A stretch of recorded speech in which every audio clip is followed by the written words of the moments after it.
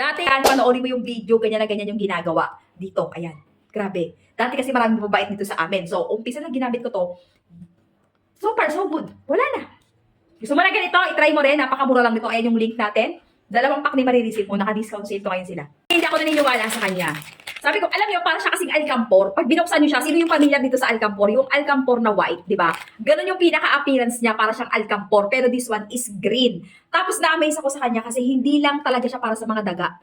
Para din siya sa mga insekto. Tapos yung gagawin sa kanya, dati akala ko, yung isang buo, teka, pakita ko sa inyo.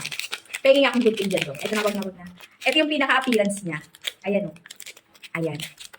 Para siyang alcampor, be. Teka, kailangan ko Beb, ha? Lason to. Ayan, oo. Para yan sa mga beshi natin dyan, mga mababait. Ito mga panggao, ayan. Pag humawa kayo dito, dapat meron kayong gloves or plastic para safe. Tapos akala ko dati kasi, isang buo mo siya ilalagay.